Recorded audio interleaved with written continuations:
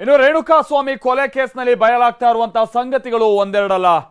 ಪ್ರಕರಣದಿಂದ ಹೊರಬರೋದಕ್ಕೆ D gang ವೈದ್ಯರಿಂದ ಹಿಡಿದು ಪೊಲೀಸರ ತನಕ ದೊಡ್ಡ ಮೊತ್ತದ ಹಣಕ್ಕೆ ಆಫರ್ ನೀಡಿದ್ದ ಬಗ್ಗೆಯೂ ಕೂಡ ಇದೀಗ ತಿಳಿದು ಬರ್ತಾ ಇರುವಂತಹ ಸಂಗತಿ. ಕೊನೆ ಕ್ಷಣದವರೆಗೂ ಕೂಡ ಕೇಸ್ನಿಂದ ಬಚಾವಾಗೋದಕ್ಕೆ ಹಣದ ಆಮಿಷ ಒಡ್ಡಿ ಬಹಳಷ್ಟು ಪ್ರಯತ್ನಗಳು ನಡೆದಿದೆ. ಡಿ ಗ್ಯಾಂಗ್ನ ಡೀಲ್ಗಳು ಹೇಗಿತ್ತು ಬನ್ನಿ ತೋರಿಸ್ತೀವಿ. ಇದು ತೆರೆ ಮೇಲೆ ದರ್ಶನ್ ನಡೆಸ್ತಿದ್ದ ಡೀಲ್ ಕಹಾನಿ. ಸಿನಿಮಾದಲ್ಲಿ ಡೀಲ್ ತೆಗೆದುಕೊಳ್ಳೋ ಸೀನ್ಗಳಿವು, ಆದ್ರೆ ಇದೆಲ್ಲ ಕಾಲ್ಪನಿಕ. ಆದ್ರೀಗ ಕೊಲೆ ಕೇಸ್ನಲ್ಲಿ ದರ್ಶನ್ ಅಂಡ್ ಗ್ಯಾಂಗ್ ಬಚಾವಾಗಲು ಡೀಲ್ ನಡೆಸಿರೋ ಆರೋಪ ಕೇಳಿ ಬಂದಿದೆ. ಕಿಡ್ನಾಪ್ ಮಾಡೋದಕ್ಕೊಂದು ಡೀಲ್, ಹೆಣ ಎತ್ತಾಕೋದಕ್ಕೊಂದು ಡೀಲ್, ಹೆಣ ಬಿಸಾಡೋದಕ್ಕೊಂದು ಡೀಲ್, ಕೊಲೆಯೇ ನಡೆದಿಲ್ಲ ಅಂತ ವರದಿ ತಿರ್ಚೋದಕ್ಕೆ ಮತ್ತೊಂದು ಡೀಲ್. ಅಬ್ಬಬ್ಬಬ್ಬ, ಒಂದ ಎರಡ ಕೊಲೆ ಕೇಸ್ನಲ್ಲಿ ಬಚಾವಾಗಲು ಮರ್ಡರ್ ಗ್ಯಾಂಗ್ ಈ ಕ್ಷಣದವರೆಗೂ ಪ್ರಯತ್ನ ಮಾಡ್ತಲೇ ಇದೆ. ಹಾಗಾದ್ರೆ ರೇಣುಕಾಸ್ವಾಮಿ ಕೊಲೆ ಕೇಸ್ನಲ್ಲಿ ಡಿ ಗ್ಯಾಂಗ್ ಮಾಡಿರೋ ಡೀಲ್ಗಳು ಏನೇನು? ಹೆಣ ಬೀಳಿಸಿರೋ ಪಾತಕಿಗಳು ಹಣ ಬಳಸಿ ಬಚಾವಾಗೋದಕ್ಕೆ ಟ್ರೈ ಮಾಡಿದ್ದೆ ಹಾಗೆ ಒಂದೊಂದಾಗಿ ತೋರಿಸ್ತೀವಿ ನೋಡಿ.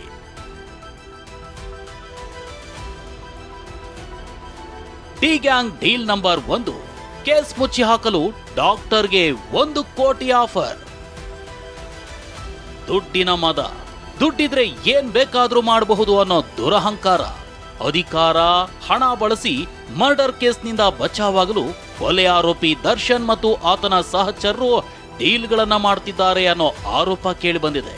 ಕ್ರೌರ್ಯ ಮೆರೆದಿರೋ ದರ್ಶನ್ ಅಂಡ್ ಗ್ಯಾಂಗ್ ರಕ್ಷಣೆ ಮಾಡಲು ಕೆಲ ಪ್ರಭಾವಿಗಳು, ರಾಜಕಾರಣಿಗಳು ಹಣದ ಆಮಿಷ ಒಡ್ಡಿದ್ದಾರಂತೆ. ಇವತ್ತು ಮತ್ತೊಂದು ಸ್ಫೋಟಕ ವಿಚಾರ ಹೊರಬಿದ್ದಿದ್ದು, ಮರಣೋತ್ತರ ಪರೀಕ್ಷೆ ನಡೆಸಿರೋ ವೈದ್ಯರ ಜೊತೆಗೆ ವ್ಯವಹಾರ ಕುದುರಿಸಲು ಪ್ರಯತ್ನಿಸುತ್ತಿದ್ದಾರೆ. ಇದು ಕೊಲೆನೇ ಅಲ್ಲ ಅಂತ ಮರೆಮಾಚಲು ದೊಡ್ಡ ಸಂಚು ಮಾಡಿದ್ರಂತೆ. ಹಲ್ಲೆಯಿಂದ ಸಾವಾಗಿಲ್ಲ ಅಂತ ವರದಿ ನೀಡುವಂತೆ ಹಣದ ಆಮಿಷ ನೀಡಲಾಗಿದೆಯಂತೆ.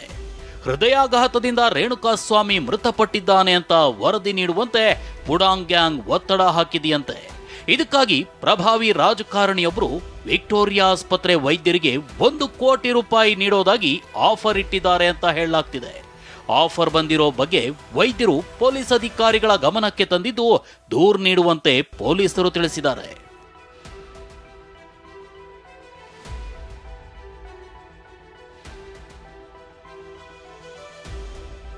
D gang deal number 2, RR Nagar to Kamakshipalya ಶವ ಸಾಗಾಟಕ್ಕೆ PSI ಸಾಥ್.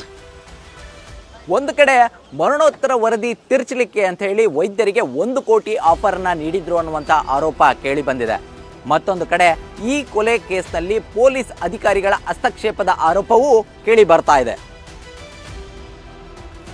ನಿಜ, ರೇಣುಕಾಸ್ವಾಮಿ ಕೊಲೆ ಕೇಸ್ ನಂತರ PSI ಒಬ್ಬರಿಗೆ ಕರೆ ಮಾಡಿದ್ದ ಪುಡಾಂಗ್ ಗ್ಯಾಂಗ್ನ ಆರೋಪಿಗಳು ಕೊಲೆ ಬಗ್ಗೆ ಹೇಳಿದ್ರಂತೆ. ಈ ವೇಳೆ RR ನಗರ ಬೇಡ, ನಮ್ಮ ವ್ಯಾಪ್ತಿಯಲ್ಲಿ ಬಾಡಿ ಹಾಕಿ ಅಂದಿದ್ರಂತೆ. ಇದೇ ಕಾರಣಕ್ಕೆ ಕಾಮಾಕ್ಷಿಪಾಳ್ಯಕ್ಕೆ ಶವ ತಂದು ಬಿಸಾಡಿದ್ದಾರೆ ಎನ್ನಲಾಗ್ತಿದೆ. ಶವ ಎಸೆದ ನಂತರವೂ ಪೊಲೀಸ್ ಅಧಿಕಾರಿಗಳ ಜೊತೆ ಆರೋಪಿಗಳು ಚರ್ಚೆ ನಡೆಸಿದ್ದಾರೆ. ಈ ವೇಳೆ ದರ್ಶನ್ ಹೆಸರು ಬರೋದನ್ನ ತಪ್ಪಿಸಲು ಡೀಲ್ ನಡೆದಿತ್ತು ಎನ್ನಲಾಗಿದೆ.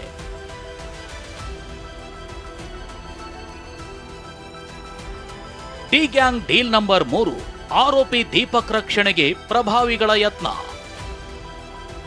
ಪ್ರಭಾವಿ ರಾಜಕಾರಣಿಯ ಸಂಬಂಧಿಯಾಗಿರೋ ಆರೋಪಿ ದೀಪಕ್ನನ್ನ ರಕ್ಷಿಸಲು ಪ್ರಭಾವಿಗಳು ಯತ್ನಿಸಿದ್ರಂತೆ. ಕೇಸ್ನಿಂದ ಹೊರಗಿಡಲು ಪ್ರಯತ್ನ ಮಾಡಿದ್ರಂತೆ.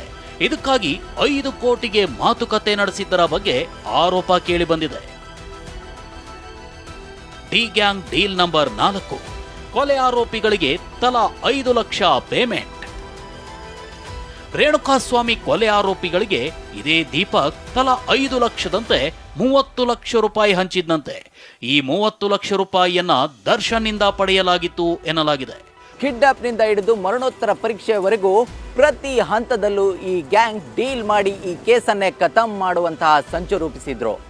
ಆದರೆ ದರ್ಶನ್ ಅಂಡ್ ಗ್ಯಾಂಗ್ನ ಈ ಡೀಲ್ಗಳು ಎಲ್ಲೂ ವರ್ಕೌಟ್ ಆಗಲಿಲ್ಲ. ಕ್ಯಾಮ್ರಾ ಪರ್ಸನ್ ನವೀನ್ ಜೊತೆ ಜಗದೀಶ್, TV9 ಬೆಂಗಳೂರು.